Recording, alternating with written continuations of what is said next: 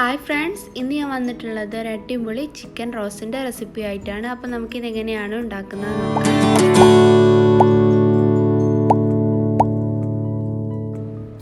അപ്പോൾ ആദ്യം തന്നെ ഇതിലേക്കുള്ള മസാലപ്പൊടികളൊക്കെ ഒന്ന് വറുത്തെടുക്കണം. 1 ടേബിൾ സ്പൂൺ മുളക് പൊടി, 1 ടീസ്പൂൺ മല്ലിപ്പൊടി, 1/2 ടീസ്പൂൺ മഞ്ഞൾപ്പൊടി, 1/2 ടീസ്പൂൺ ഗരം മസാല കൂടി ചേർത്ത് കൊടുത്തിട്ട് നന്നായിട്ടൊന്ന് വറുത്തെടുക്കണം.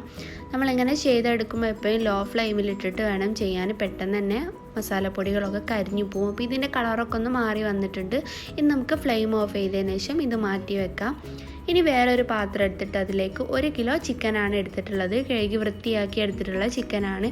ഇനി നമ്മൾ വറുത്ത് വെച്ചിട്ടുള്ള മസാലപ്പൊടിയൊക്കെ ഇതിലേക്ക് ചേർത്ത് കൊടുക്കാം.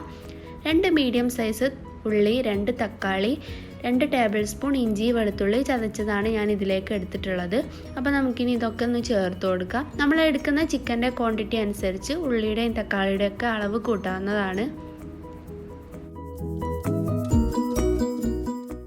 ഇനി ഇതിലേക്ക് ആവശ്യത്തിന് ഉപ്പും കൂടി ഇട്ട് കൊടുത്തതിന് ശേഷം നമുക്ക് കൈ വെച്ചിട്ട് തന്നെ നന്നായിട്ട് കുഴച്ചെടുക്കണം.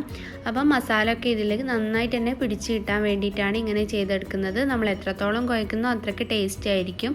അപ്പം ഞാനിതാ നന്നായിട്ട് തന്നെ കുഴച്ചെടുത്തിട്ടുണ്ട്.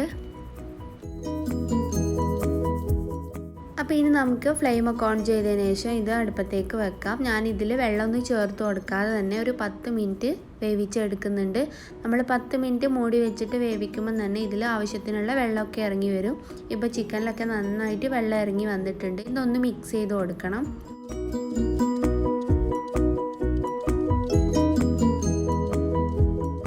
ഒന്ന് വെന്തിട്ടുണ്ടോ എന്ന് നോക്കാം. ചിക്കനൊക്കെ നന്നായിട്ട് തന്നെ വെന്ത് വന്നിട്ടുണ്ട്. ഇനി ഇതിലേക്ക് ഒരു 3 ടേബിൾ സ്പൂൺ വെളിച്ചെണ്ണ ചേർത്ത് കൊടുക്കാം. ഇനി നമ്മളിത് മൂടി വെക്കാതെ നല്ല റോസ്റ്റ് ആക്കി എടുക്കണം.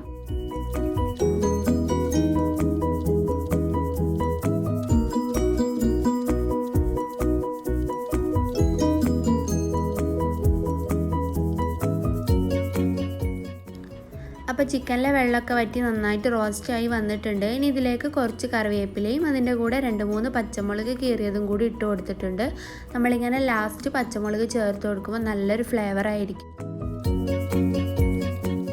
ഇനി നന്നായിട്ട് ഇത് മിക്സ് ചെയ്ത് കൊടുക്കണം. ഇതിലെ മസാലയൊക്കെ ഓരോ ചിക്കനിലും പിടിച്ചിരിക്കുന്ന രീതിയിൽ തന്നെ നമുക്കിത് റോസ്റ്റാക്കി എടുക്കണം. ഇനി ഇതിലേക്ക് ചേർത്ത് കൊടുക്കുന്നത് കുരുമുളക് പൊടിയാണ്. 1/2 ടീസ്പൂൺ കുരുമുളക് പൊടിയാണ് ഞാൻ ചേർത്ത് കൊടുത്തിട്ടുള്ളത്. അപ്പോൾ ഇത് ലാസ്റ്റ് വേണം ചേർത്ത് കൊടുക്കാൻ. എന്നിട്ട് നന്നായിട്ടൊന്ന് മിക്സ് ചെയ്തെടുക്കണം. അപ്പോൾ നമ്മുടെ ടേസ്റ്റി ആയിട്ടുള്ള ചിക്കൻ റോസ്റ്റ് ഇവിടെ റെഡി ആയിട്ടുണ്ട്. ചപ്പാത്തിൻ്റെ കൂടെയും ചോറിൻ്റെ കൂടെയൊക്കെ നല്ലൊരു കോമ്പിനേഷനാണ്. അപ്പോൾ എല്ലാവരും ട്രൈ ചെയ്ത് നോക്കിയിട്ട് നിങ്ങളുടെ ഫീഡ്ബാക്ക് അറിയിക്കുക. അപ്പം എൻ്റെ ചാനൽ ഇതുവരെ സബ്സ്ക്രൈബ് ചെയ്യാത്തവരാണെങ്കിലൊന്ന് സബ്സ്ക്രൈബ് ചെയ്യുക, ലൈക്ക് ചെയ്യുക, ഷെയർ ചെയ്യുക. പുതിയൊരു വീഡിയോ ആയിട്ട് വരുന്നവരേക്കും താങ്ക്സ് ഫോർ വാച്ചിങ്.